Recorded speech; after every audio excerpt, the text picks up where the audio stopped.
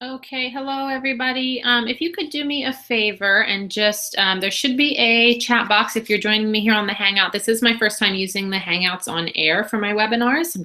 I'm trying a few things, trying this out here. So if you can hear me and you can see the screen okay, you should be able to see the tips to bringing nature to your indoor learning space there. If you can see that and hear me okay, if you could type into the question box, if you're joining me on the Google Hangouts, you should have a box there where you can chat. So if you could just type in there that you can see me or see the screen and hear me okay, that way we know that everything is working the way that it should. In a way, let's see if, make sure I do this the right way here. All right, there should be an option to chat or to answer a question. I don't think I have to actually ask it. I think it should just come up. Bear with me here. Okay. Is everybody able to hear me okay right now? I want to make sure that this is all functioning before I really get into it. I want to make sure everybody can see and hear okay?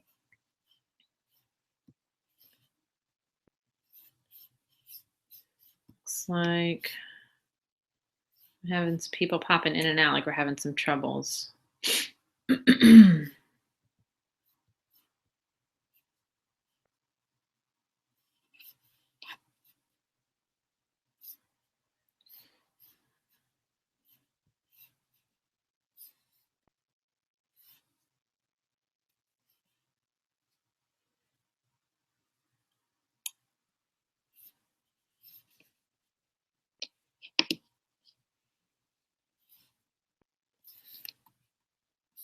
Okay, can everybody hear me okay? I want to make sure that everything is functioning before I really get into things. It's 10:01 here on the West Coast. I'd like to get started so I don't take up too much of your time this morning. You should have a question and answer box on your screen. If you could type into the question there that you can hear everything okay, that would be great.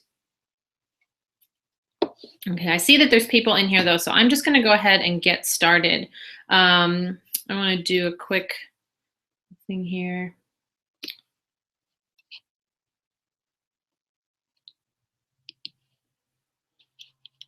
All right. Well, I'm just going to go ahead and get started. Hopefully everybody can see the screen okay and hear me. Really quick, I do just want to say hi. I've never shown my face on the webinars before, so I thought I'd go ahead and do that. So this is me in my morning face with my coffee. We were out of coffee this morning, so I had to rush to Starbucks before the webinar started. But so we're going to go ahead and get started. I'm going to flip back over to the screen share there so you can see what I'm doing.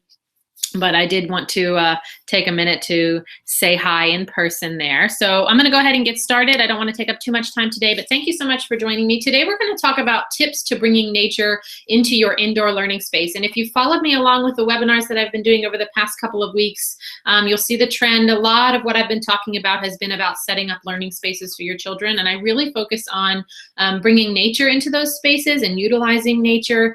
And we're gonna talk about that today. So just real quick, I wanted to tell you a little bit about me. A lot of the people that registered for the webinar today are new names, which is fantastic, and it's welcome.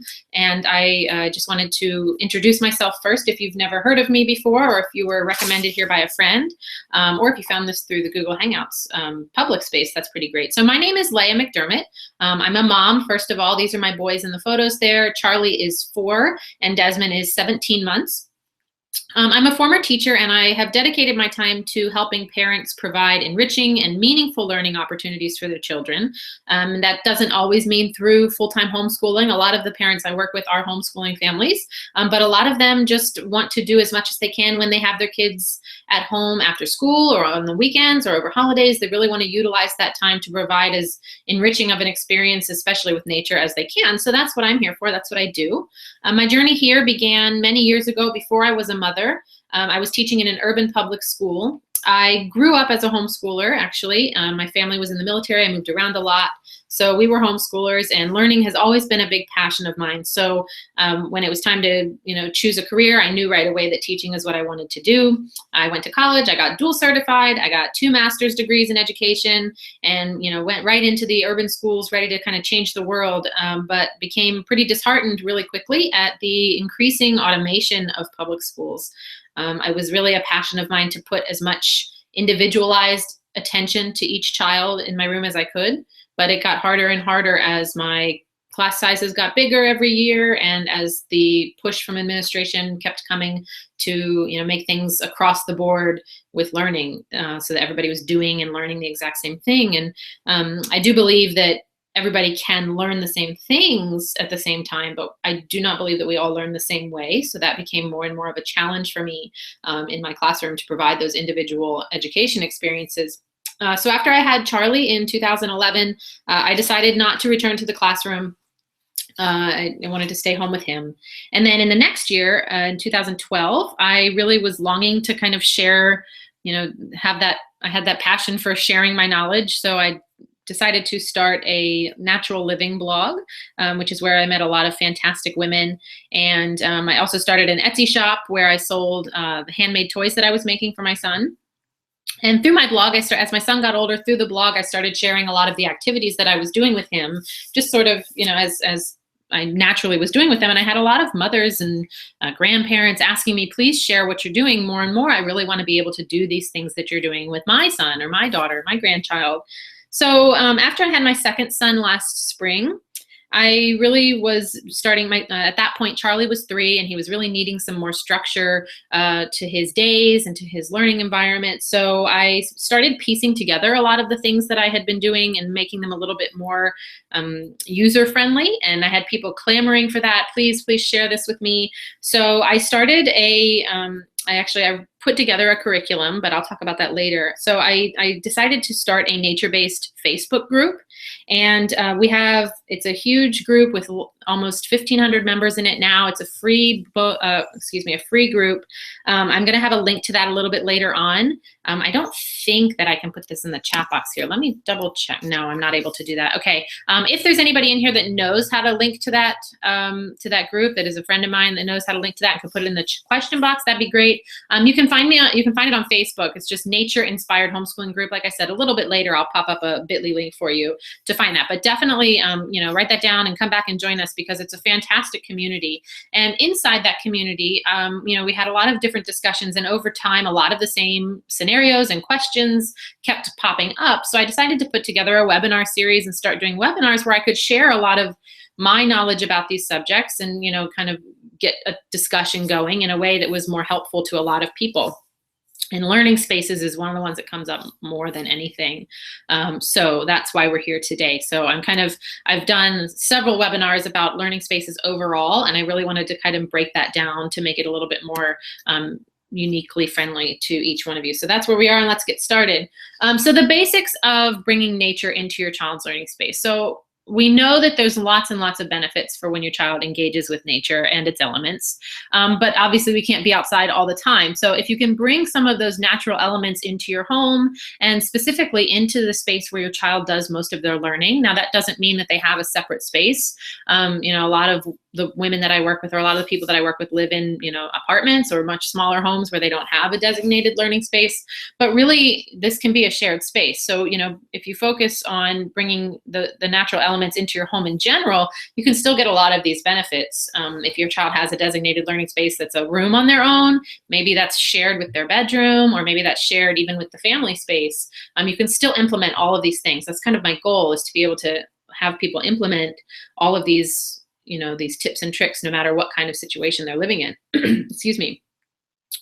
So I know it can seem like a challenge at first, especially if you're coming, if you're kind of new to this, if you're coming from a space that's maybe full of a lot of plastic toys, or, not much organization, or it seems cluttered. It can seem like a challenge. But really, this isn't something that's going to take money. It's not going to take, just some time and some looking at things a little bit differently. So a few simple changes to make to your setup that you already have, and you can really see a world of difference here. So what I'm going to do is just share each one of these. I have 5 tips that can help you bring nature inside, and I have some inspiration photos that I've pulled from some of my favorite sites. Some of the photos have come from my Facebook group online that I shared about. Some of them come from some of my other personal Facebook groups. If you're familiar with the Reggio Emilia approach, it's a learning philosophy, a learning approach. There's a fantastic Facebook group called the Reggio Emilia approach. I don't have a link to that here, but if you just search for it, you should find it. It has like 16,000 members in it. And a lot of my photos came from there as well, with credit given, because it's a fantastic space of teachers and parents and caregivers all sharing what they're doing with their kids. But anyway, the first thing is to utilize natural light. So you really want to be able to bring in as much natural light to a space as possible, because it can really make all the difference. And if you think about maybe a space in your room, or in your home, that's very dark because there's not a window, and then you think about a space that's really full of natural light, I bet you can already think about the way that it changes, your physical mood. Even like changing the light in a space can make all the difference in the world. And that's true for your child's space as well. And they actually children will get even more benefits from natural light than an adult will.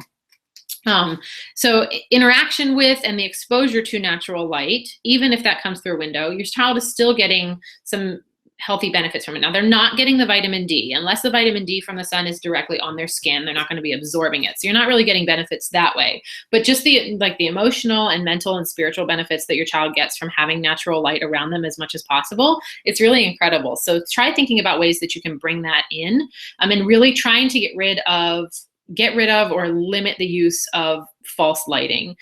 Fluorescent is a terrible lighting environment for a child, for anybody, truly. It can cause damage to the eyes. It's not conducive to a learning environment at all, because it stimulates parts of the brain that will hinder the learning process. So really, those overhead lights or fluorescent bulbs especially, turn those off, get those out of there.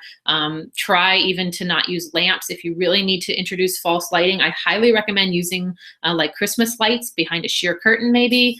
Those don't provide as harsh of an environment.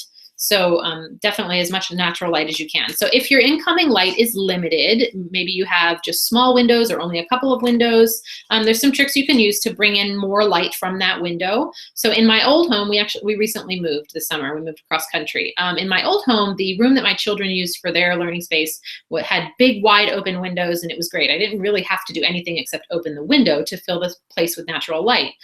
When we moved to my new house, however, the room that is theirs, most of the rooms actually in the new house, but the room specifically that's for their learning space has one tiny little window, and it faces the back where there's not a lot of natural light coming in anyway. So I really had to be pretty tricky with how I brought in more light, but it is possible. So like I said, using those twinkly lights is one thing. I hung those around the room, and that kind of made like not a very harsh environment, a very soft lighting.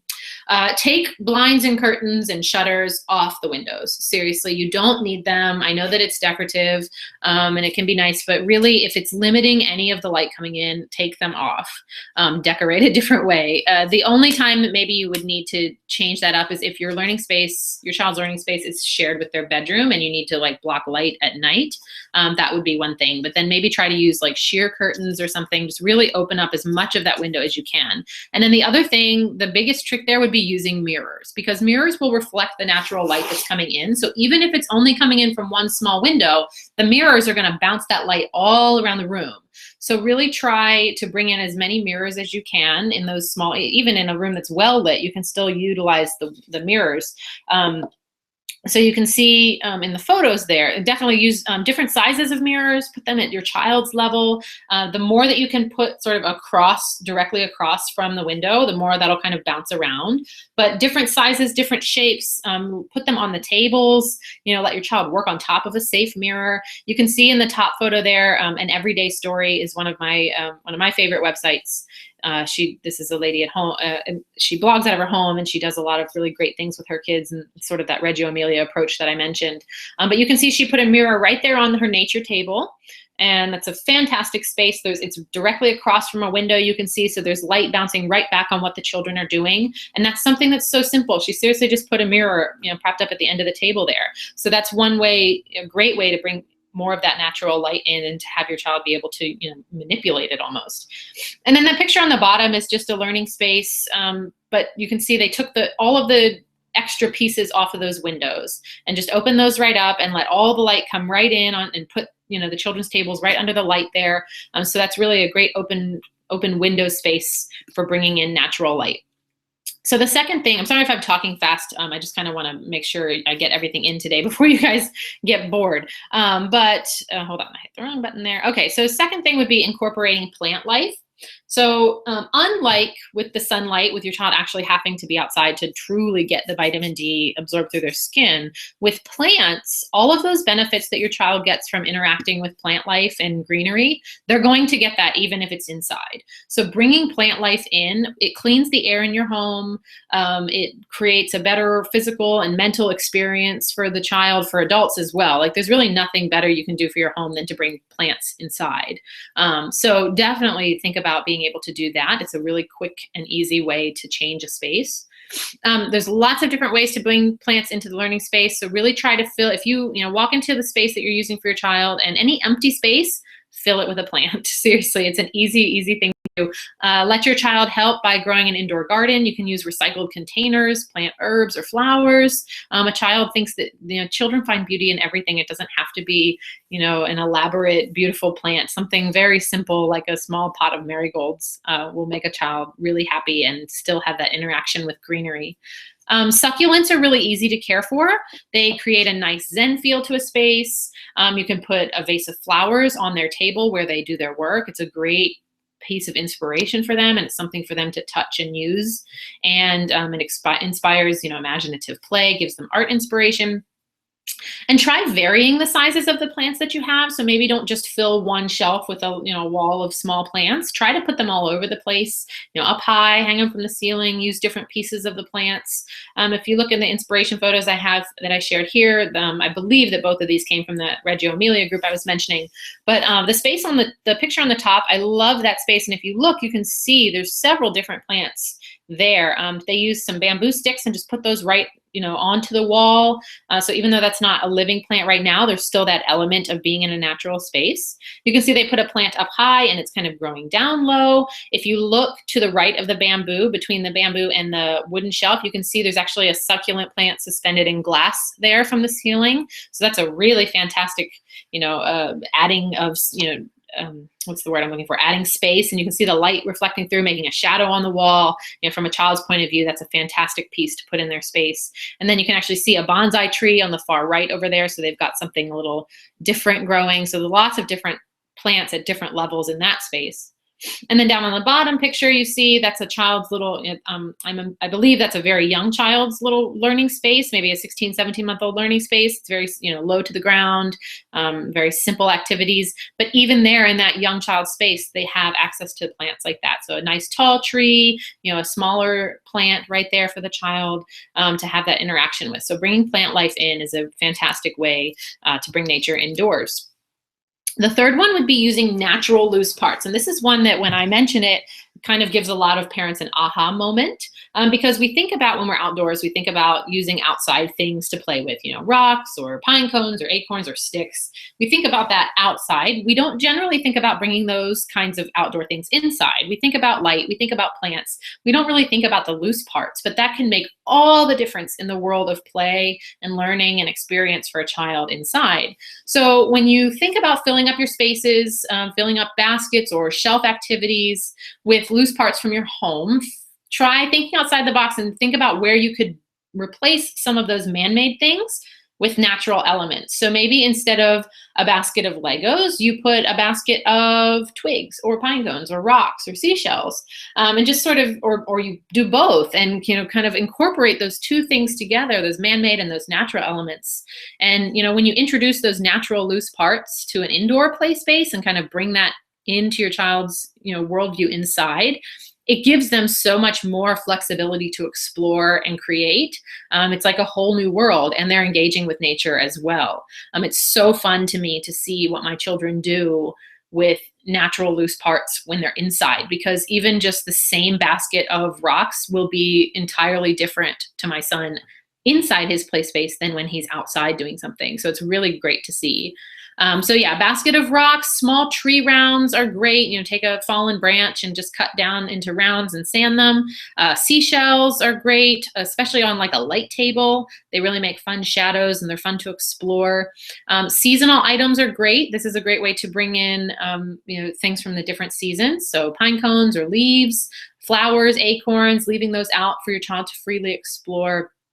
So really start thinking right now about some of the plastic things you might have and how you could replace them with natural elements. So if you see in these photos here, here's two great examples of bringing those loose parts from nature in. So on the top there is just sort of a provocation table. Provocation is it's like a Reggio Emilia approach word for just setting something up for your child to use for inspiration. It's not really necessarily a structured thing.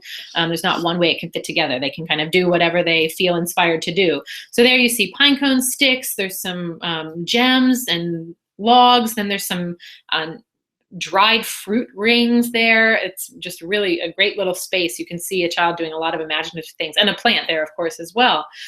And on the bottom, I love this photo. I love it because there is a fantastic mix of things that you would never think to put together. Pine cones, corks, computer parts, stickers and bolts and seashells. So these are things that maybe, this parent thought completely outside of the box here and put some very random things together. But from a child's perspective, there's so many amazing creations that could happen there. And you're bringing in two entirely different parts of their world, the inside and the outside, and meshing those together. And this is how we create inventors. This is how, children learn. By being imaginative, your brain is so much more capable of learning more and new information.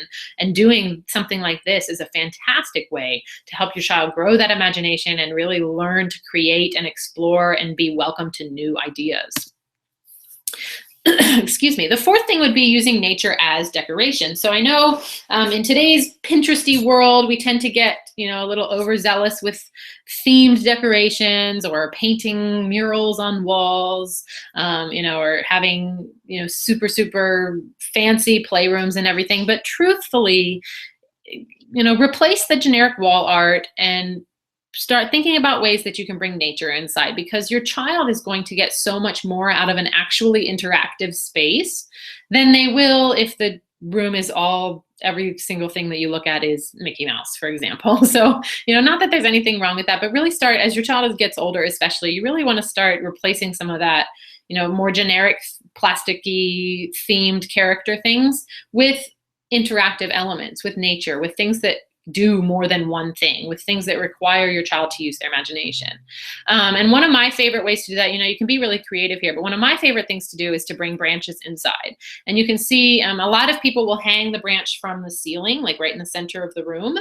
And then they utilize that to hang whatever a child might want to create. So depending on what you're studying or what you're learning about, they might hang, art projects from that. They might, if they're studying the rainforest, you might want to hang like beaded snakes that the children made from that.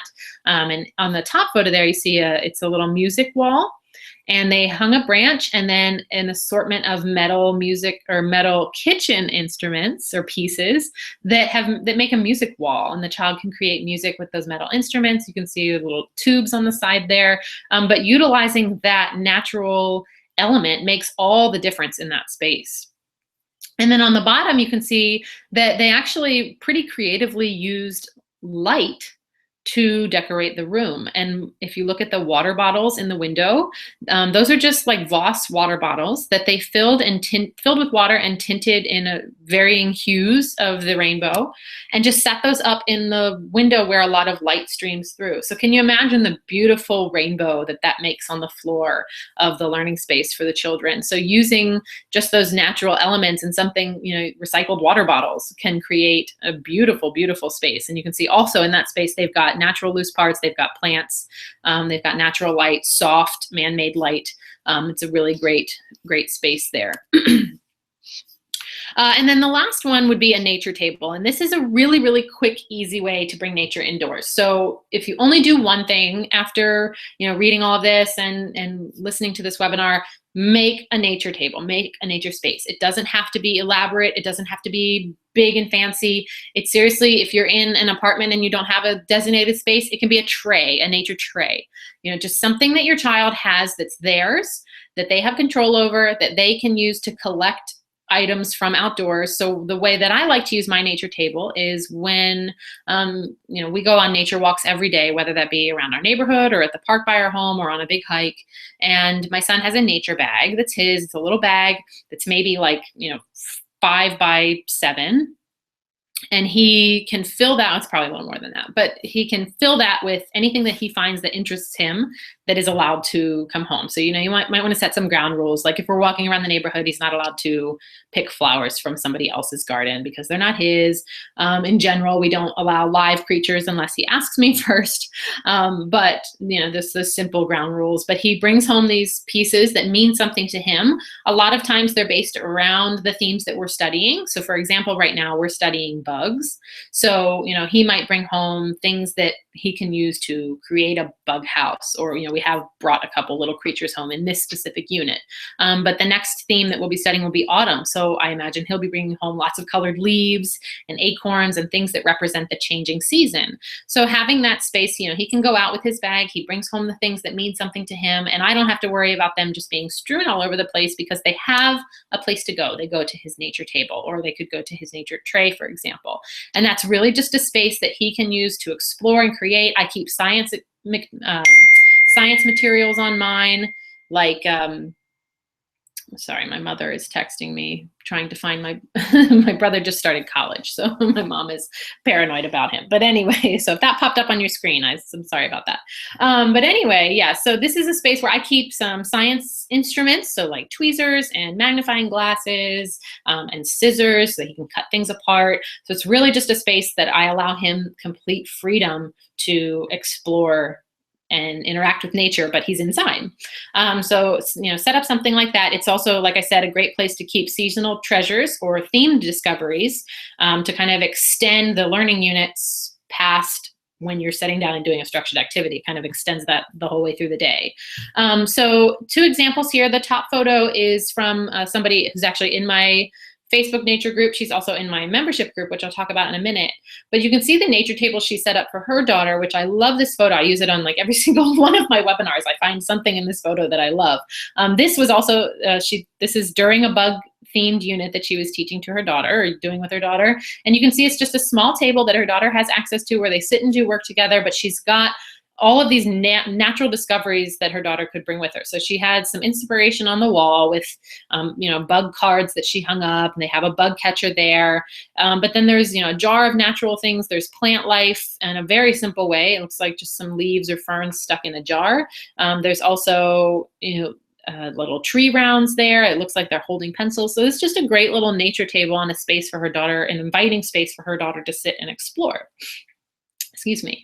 And then on the bottom, you see another example of a really great nature table there, just in the corner of, to me, that I'm not entirely sure where in the home this is. To me, that looks like it's almost in a kitchen. So it's a good example of a shared family space. Maybe they don't have a separate learning space, but it's something that's right there in the family home that the child can utilize.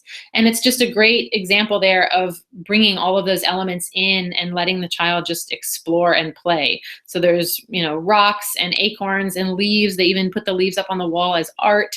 And then there's all different things there, feathers and pencils, and there's a mortar and pestle there, which I love. That's a great way for the child to kind of break things apart. It's a great way to learn how they go together, is to break them apart, right? So just all kinds of different examples there of bringing nature into the indoors. So where to start? You can sit here and you can read these posts that I make, and you can watch the webinars and get excited, but where do you start? And the truth is, start simple. And most of these changes can be made without spending a penny. And hopefully, in not only in talking with you about it, but in showing you the photos as well, you were able to get some inspiration for how you could make those changes specifically in your home. But really, just go into the learning space that you're using, or your family's shared space. Look at it with a new light. What can you bring in to kind of change that interaction that your child has? So one way to get some constant inspiration and be a part of a fantastic Facebook community. So there's what I was talking about earlier. The Nature Inspired Homeschooling group that I have, it's free for everyone to join. Like I said, we have almost 1,500 members in there. A lot of the photos that I used today came from that group specifically. We have people sharing all the time. They're sharing what they're doing outside. They're sharing what they're doing inside, the changes that they're making. Some of the changes you can see just from some of the webinars that I've been doing. We've got people sharing before and after photos of the things that they changed without spending a penny. So it's a really great space. Please come and join us. You could search in Facebook. It's a private group, but it does show up in search. So if you search Nature Inspired Homeschooling, you'll find us there. There's also a bit.ly link there. If you go to bit.ly/nature group, and that, or // I guess, but bit.ly/ nature group. That'll take you directly to the link where you can request to join, and I can manually let you in. As soon as this webinar is over, I'll go over and let everybody in that requested to join. But it's a great place. Invite your friends. Please come and join us. It's a fantastic way. It's where all of the inspiration for all of this got started. So come and join us. And now I'm going to transition a little bit. I want to talk about what I mentioned at the beginning when I was doing my introduction. I talked about the program that I put together after I had people asking me all the time for what I was doing with my son, and then I put it together into a one solid piece. So I've re-released my pre-K and kindergarten nature-inspired curriculum. And what this is, it's 20 themes that are all centered around nature. So back in May, I kind of put out I guess it was April, I kind of put out like a tester version. I put out the curriculum, I sold it to people and I got some feedback, and I just recently on September 1st, I re-released it, and I changed a lot of the materials. I sort of made it a little bit more across the board friendly for pre-K and kindergarten. It's really focused on like a 3 to 5 age range, but seriously, I have kids that are 2 that are using the program. Even my 17-month-old does a lot of the activities, and we have lots of older siblings that keep wanting to join in as well. But it's really centered around that pre-K and kindergarten age group. But it's 20 nature-based themes. Things like all 4 seasons, trees, bugs, birds, rainforest, ocean life, star or space, I think is one, so it includes stars, space, light, colors of nature. So all different themes in nature brought into this curriculum together for you to explore with your child. It's all very child-based. So it's structured play, but it's really all centered around your child's exploration. Inside of each theme is 25 activities. At least. Some are a little bit more depending on what they are, but you get nature explorations, so how to get out into nature and explore your world based on those themes, which is really fun. Art activities, math extensions, so using nature to kind of build the building blocks for math connections later on. Sensory play, which is a fantastic idea if you're not already doing that at this age. Science experiments, of course. I have themed book lists, so there's a list of my favorite books per each theme. And literature-focused lessons to kind of boost that early literacy. And at the end of everything, I included a kid-friendly recipe because so many studies have shown that if children are involved with making the food that they eat, they're going to develop those healthy eating habits, and they'll actually keep them for the rest of their life in general. So that was a big part of the nature exploration for me, was because food is a big part of the natural element, of course, because that's where most of our food comes from, where all of our food should come from. And but bringing that to the child and allowing them the freedom to explore and to kind of create on their own. So I have a themed kid-friendly recipe at the end of every theme as well. And then you get lifetime access to this. It's available to, you get a download link so that you can download it, print it if you want it, but it's also available always on a cloud device. So you don't have to take up space on your computer. You don't have to print it. You can just pull it up online, pull it up on your phone, pull it up on your tablet. It's available all the time, forever. You get it forever. There's more than enough in here for a full year of activity. So overall, it actually goes out to be over 500 activities that are all centered in nature. So, you could do one thing every single day for a year and a half, or you can really pull it down based on your child's interest. I do about 2 to 3 a day through the week with my son, and a theme lasts us about 2 weeks, sometimes more or less, depending on his interest. So it's tons and tons of activities in here, and actually you can use it for more than a year at a time, because the activities are structured so that they are based mostly on how your child is learning and what their interest is. So you set up the activity, but most of them allows your child the free range to lead on their own. So all of these activities I've done with my son when he was 2.5, 3 years old, I'm revisiting them all now that he's 4, and he is learning something new from every single activity, because when he approached them with a 2-year-old brain, he got something important to him. But now that he has a more developed 4-year-old brain, he's getting all kinds of new information from these activities. So it's really great to be able to use that again and again. And then I'll be able to use it with my younger son as well. You also get a how-to instructional guide. So, you get the 20 themes, but there's also a 10-page guide that comes with it for tips on setting up a learning space indoors and outdoors, some of the things I talked about today, making a good daily plan for a child, a sample calendar of how I use it, safety tips in nature, how to implement each of the different types of activities, the nature, the art, the math. So a whole whole bunch of information there, just kind of like a how-to, and give you a little bit of a peek inside each theme. So these are all just sort of like snips of pages from inside the rocks theme. So you can see on the left, you get a list of my favorite books and then an example of how to engage your child in reading to sort of start those early literacy skills without actually sitting down and teaching them, because the children are too young to learn the skills. But it's sort of examples for how you can structure your reading time every now and then to sort of boost those early reading skills for your child. And then in the middle there, you see the nature explorations. So just different ways that you can, so you see each one of those, this is the rocks theme. So each one of those activities there are about rocks or themed around rocks, but they're all about how you can go out and explore in your area, wherever you live, how to use the themed activity or rocks, the thing in the themes, but inside your own environment. And then you see the science experiments page right there. It's just lots of different experiments for your child to really explore, take things apart, and how you can lead that. And I really structured this so that for the most part, if you have access to the outside and you have a very basic kitchen and art supply, really you shouldn't have to do anything more than buy this curriculum. The books you can get at a library or a secondhand store, and for the most part, like I said, there's very few activities inside the program where you're going to have to like plan ahead and order something or buy something. Very, very few things. Most of them can just be done with what you have in your home. And that's kind of how I wanted to structure it to make it easy on everybody.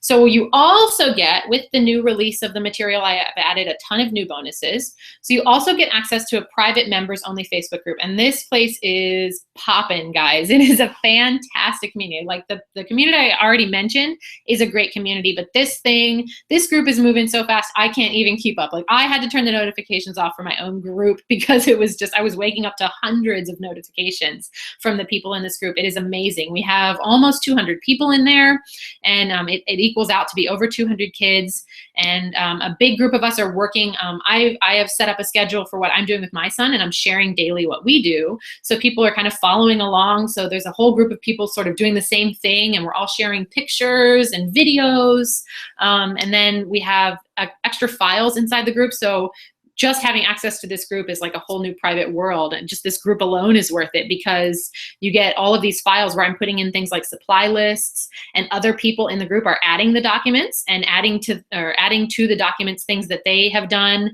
in addition. So like they found an extra book that worked really great, so they threw that in there so that you can use it too. It's a really, really great place. So you get access to that. You can kind of join us over the next year in this journey. And then you'll get, I'm working on a video training series that's not released just yet, but it's basically all of these things that I've been wanting to share. I'm doing videos of them and putting them in a private space on my website. So it's sort of like a parent training video series where, you can come in if you have a question, and, I'll have a video for it. So something basically like what I did today, talk to you about learning spaces, I would have something similar to that in more detail. And that would be on that training series as well. And I'm going to keep adding to that as new questions come up. So you'd have access to that. There's 3 ebooks that are getting ready to be released as well that I'm working on. One is about your child's learning style. It's like a quiz and information on how to teach to the way your child specifically learns. Stuck Inside is a book about activities that you can do when you're stuck indoors and can't go outside. And then Preschoolers Cook is another one. It's sort of adding on to those themes that I have, or the recipes that I have at the end of all the themes. Is 30 more healthy, kid-friendly recipes that your young child can make from start to finish, usually just with an oversight there or help with the oven sometimes. So those 3 ebooks you'll get, those are coming out soon. And then a really fantastic bonus that I've snagged for this is a really good friend of mine, Christina. She runs the Hippie Homemaker. She is using the program. She's actually in our Facebook group. She's using A Child's World with her son, who's 5 this year. And, she and I were talking, and she was saying, she's an herbalist by trade, and she wanted to share with her son about all of the herbs that she was using every day. And she found that she was having the desire to create something. So, she and I talked about it, and she came up with a brilliant idea to create a program that is a year long. So every 2 weeks, she's releasing a new part of the story. She released the first one last week, sort of the introduction to the story. It's a fantasy story, very Waldorf style, about some siblings that have to go on a journey to rescue or to save their grandmother using all of these herbs that they find along the way. And with each module, so every 2 weeks, with each new release, it'll be a different part of this, a new addition to the story. It's kind of like a follow-along adventure story, a new part of the story, information about the specific herb of the week, and then it'll be, or chapter or whatever. But it'll be a new herb, so you'll learn 35 herbs altogether, recipes for them, ways to use them, how to find them. She's gonna have coloring pages that are designed by a local artist near her that'll go right along with that. You get access to all of that through the private Facebook group. So that bonus alone is worth the whole program as well. So it's a fantastic thing. I had so much fun doing the first week with my son already. He loved it. He can't wait for the next installment next week. So that's a great bonus that you also get as well. So now how do you get it? So this is going to retail for $149 once everything is released. Right now, while I'm still working on the releases, I'm offering at $89. Since you took the time to be on the webinar with me today, I wanted to give you an extra bonus. If you buy today before the webinar is over, you'll get it for $77. You get that extra bonus there. So I don't think that the way Google Hangouts works that you can click directly on my screen there. But if you go to bit.ly/CFB preschool, you can get right there to that link, and you can check out there. There's more information on the page. It's basically everything I already mentioned, but you can check out right there with PayPal or credit debit. If you pay right now before the webinar is over, you get that for $77, which is a fantastic deal. You get the full program download sent right to you right away. You get access to the Facebook group. You'll get the training series videos. You'll get the 3 ebooks. You get access to that herbal program. It's really, really, really great. So this is a great thing that you can do to enhance the learning that you're doing with your young children. I have a lot of people that have asked me if this can be used in a classroom environment as well. And the answer is absolutely yes. I have plenty of people in my group already that are using it in small home childcare centers or just a babysitting arrangement. I have people that have bought it for their full, I've had directors that have bought it for their full daycare or preschool center, not daycare, but preschool center. Even kindergarten teachers have purchased this from me. So this can absolutely be used outside of just, one child at home. It's written specifically for one child to be like a homeschooling program, but it's easily adaptable, like I mentioned. So I want to go ahead and I want to do a Q&A. Just to kind of extend the time here to allow you guys to get that link. Again, that's bit.ly/C/CFB. That's Crunchy Farm Baby. That's my business. Preschool, CFB preschool. So I'm going to go ahead and go into the chat now. So if you have any questions, I'm happy now to answer them. And there should be a question and answer box there that you can ask questions, and then I can see them here on my screen and I can answer them for you. You can ask me questions about the program, questions about anything that we talked about today with the learning spaces. I'm happy to share or answer any questions that you might have about anything. I'm going to take questions for maybe another 8 to 10 minutes to leave that opportunity there for you to purchase that curriculum now. And like I said, you get the special price of $77 if you buy before the webinar is over today. So yeah, there should be the Q&A box right there. If anybody has any questions at all, I'm happy to answer those. And let me find here.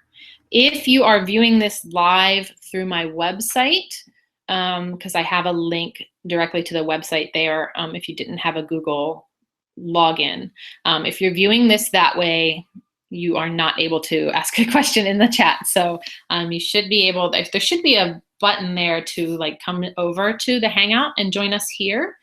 But if you don't have a Google, you can't do that. Okay, question, let's see. I'm gonna read this. I don't know if everybody can see. So the question is, we live in a condo north facing. Are there certain types of light bulbs you recommend other than Christmas lights with a sheer curtain? We feel like we live in a cave. I heard bright white, but I'm not sure if that'd be too harsh. Yeah, so that's a great question. So there actually are light bulbs that you can get that mimic a natural light. There's no name attached to that, so I'm not sure who asked that question, but Yes, there are lights you can get. I cannot off the top of my, I even meant to look that up before this webinar and I forgot. But there are light bulbs you can buy that mimic a natural light feel. If you're really stuck, like you don't have any windows, or you really don't have, the north facing. That's my one window in my bedroom is north facing, and not only is it north facing, but it also directly faces the fence of the neighbor's house. So even if there was a tiny little sliver of light during the day, it's completely blocked by a fence. So yeah, there are light bulbs that you can buy that way you don't have to have that Christmas light feel. And then really, I would recommend getting creative also with the lampshades that you use. So even if you can't find the light bulbs, try utilizing natural colored shades and really bright walls. So white walls or pastel colors will help to reflect the light. Again, hanging mirrors. So even if it's not that child space, any mirrors that you can bring into the room are going to reflect that little bit of natural light that you do have all around the space. So try playing with mirrors, using natural colored shades or natural colored lampshades, and being mindful of where you put the lights even. So even if you're stuck, I have lamps in my house. I'm not saying I don't have lamps, but being mindful of where you put the lights. So for example, if you're sitting in a chair, beside a table, like if you're sitting on your couch and you have a side table with a lamp on it, it should be placed so that, the lamp should be tall enough so that when you sit down, the light's not shining directly on you. Like your eye line should be at the bottom of the lampshade so that your eyes are still protected from that, but you're still getting the light, if that makes sense. So just being mindful of where the light hits your eyes and just trying to avoid that direct light. I never recommend using the overhead lights, the ones that are just in the ceiling, like there. Put something fancy up there and don't ever turn it on. Save your electricity. I never recommend doing that because that casts like just an orangey yellow glow over the whole room, and it can really put a harsh environment on it. So so hopefully that answers your question there. But yeah, white or really bright walls, bright wall colors, mirrors, and natural colored lampshades. And yes, again, there are light bulbs that mimic the natural light. I do think they're a little bit more expensive, but it's worth it in my opinion. I do have some of them in my dining room in the chandelier, but I don't remember what they're called. So if you just go to a Home Depot or a Lowe's or something and ask them for the light bulbs that mimic the natural light, they should know what I'm talking about there. So, it was Tess. Okay, sorry, I didn't see her. Didn't see the name button there. So yeah, Tess, I hope that answers your question.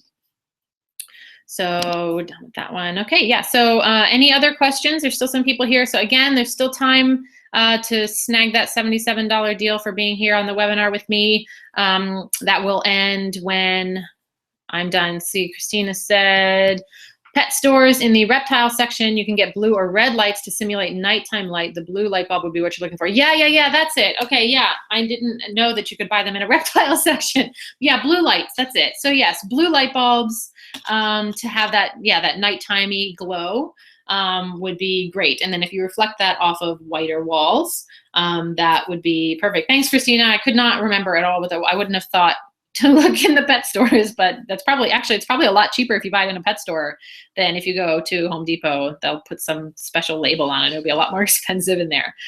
Yeah, thanks. That's exactly what I was thinking.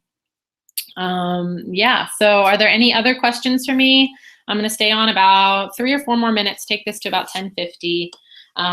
There will be, if you wanted to see all the photos and tips again, you can go to my blog, which is crunchyfarmbaby.com, all one word, Crunchy Farm Baby. And if you go there, a lot of this information from today was on my most recent post. It just doesn't have all of the inspiration photos that I shared. It's kind of special for the webinar here. This webinar, it is being recorded and it will be sent out to everybody that was on the email list. So I know a lot of people kind of hopped in at the last second. So if you joined us late or you just want to see all the pictures again, those will all be sent to you in an email. This will record and save and be sent out. So if there are not any more questions, I'm going to go ahead and stop the broadcast, and I'll remain here for a little bit. I'm going to turn off my microphone. My voice is getting a little scratchy. I need to drink the rest of my coffee. But I'll stay on for a few more minutes. I'll just kind of pause the microphone here and leave this link up for you. Again, that's bit.ly/CFB preschool. You can learn more about that. Again, to join the Facebook group was bit.ly/nature group. Come on over and join us. We'd love to have you there. And then again, with purchasing the curriculum today, you get access to the private Facebook group. You get the herbal learning course. Actually, Christina, who just answered that question, she's the brains behind that beauty. So yeah, you'll get that from her. So the first installment's already out. You can access that through my private Facebook group there, and you get the 3 ebooks and the training series. And again, that Facebook group that we have is really the best thing ever. So definitely come and join us. But yeah, I'm going to go ahead and turn off the microphone. If you have any questions, pop them up there and I'll come back in to answer them. And I will end the webinar here in just a couple of minutes. So if you were on the fence with this curriculum, now is the time to do it, to get that $77 bonus price, because it will end when the webinar is not live. And just so you know, this is all being recorded. However, with the replay, this bonus does not count for the replay.